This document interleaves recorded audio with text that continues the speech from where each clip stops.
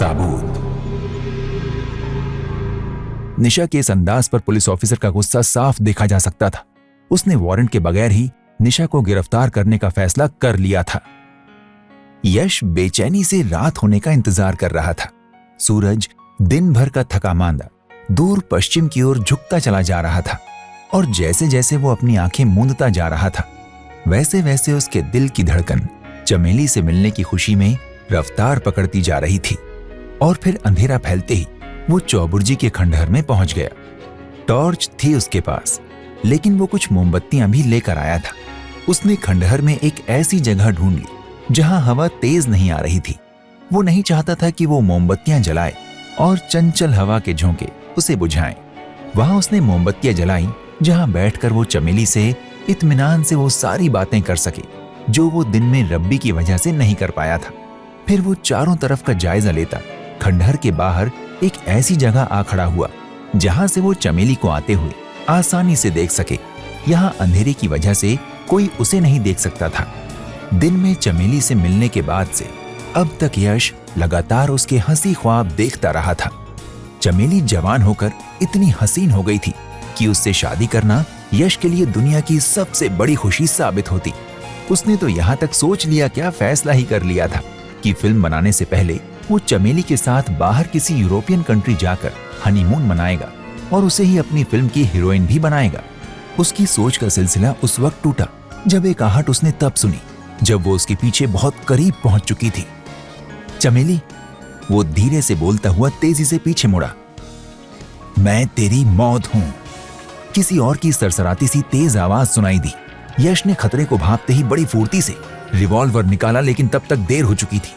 किसी धारदार हथियार का जोरदार वार उसके हाथ पर हुआ। जिस हाथ में रिवॉल्वर था उसके हाथ से रिवॉल्वर छूटकर नीचे गिरा और साथ ही बड़े जोर की उसकी चीख भी निकल पड़ी।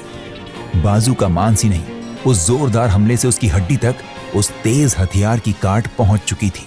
उसके बाद उसका दिमाग पूरी तरह घुप अंधेरे में डूबता चला गया। होश आ गया है डॉक्टर साहब, यश ने एक जानी पहचानी आवाज सुनी।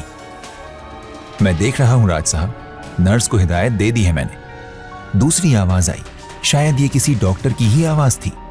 यश ने दाएं बाजू में तेज दर्द महसूस किया और बरबस ही उसका बायां हाथ दाएं बाजू की उस जगह पर गया जहां कंधे का जोड़ था। उसे वहीं दर्द महसूस हुआ था। उसका हाथ कंधे पर ही रह गया, बाजू तो था ही नहीं। मेरा हाथ! वो जोरों से चीख पड़ा। उसके साथ ही उसका जहन अंधेरे से निकलकर पूरी तरह जाग गया। उसने कमरे में 2 नर्सों और एक डॉक्टर के अलावा राज को भी देखा। उसे बिजली की रफ्तार से यह भी याद आ गया कि उस पर क्या गुजरी थी। किसी औरत ने उसके बाजू पर कोई तेज धार वाली चीज इतनी जोर से मारी थी कि उसके बाद क्या हुआ ये उसे याद नहीं आ सका, क्योंकि वो बेहोश हो चुका था। मेरा हाथ! मेरा हाथ! वो पागलों की तरह चीखता हुआ उठ बैठा था। अपना हाथ गायब होने के ख्याल से अपनी तकलीफ की तरफ उसका ध्यान ही नहीं रहा था। प्लीज लेटे रहिए। ये किसी महिला की आवाज थी जो किसी नर्स की ही होगी। शायद नर्स ने उसके सीने पर हाथ का दबाव डाला था और इंजेक्शन भी लगाई थी। इंजेक्शन लगते ही दिमाग पर अंधेरा छाने लगा। मेरा हाथ! मेरा हाथ! मेरा हाथ! उसकी आवाज धीरे धीरे मध्यम पड़ती चली गई। वो चौथी बार मेरा हाथ बोल नहीं पाया था। उसका दिमाग पूरी तरह अंधेरे में डूब चुका था। जब उसे दोबारा होश आया तो कंधे की तकलीफ बहुत कम थी। धीरे धीरे उसके दिमाग ने काम करना शुरू किया। उसे याद आ गया कि चौबुर्जी के खंडहर में किसी ने उसके बाजू के ऊपर कितनी तेज धार वाले हथियार से वार किया था, जिसमें वो रिवॉल्वर पकड़े हुए था। हमला इतना जोरदार था कि तकलीफ की वजह से वो बेहोश हो गया था। कमरे में इस समय सिर्फ एक नर्स थी या राज, जिसकी आंखों की लाली बता रही थी कि वो सो नहीं सका था। उसकी कुर्सी यश के बिस्तर के करीब ही थी। अब कैसा लग रहा है यश? उसने बहुत चिंतित और दुखी लहजे में पूछा। अब मुझे सब याद आ गया है। यश की आवाज बहुत कमजोर थी। उसे महसूस करके उसने कहा, मैं बहुत कमजोरी महसूस कर रहा हूं राज। खून बहुत ज्यादा बह गया था। राज ने उसके हाथ पर हाथ रखते हुए कहा, मेरा हाथ राज। इस मर्तबा यश की आवाज उभरी। वो काटना पड़ा। राज बहुत दुखी था। बाह की हड्डी आधे से ज्यादा कट गई थी।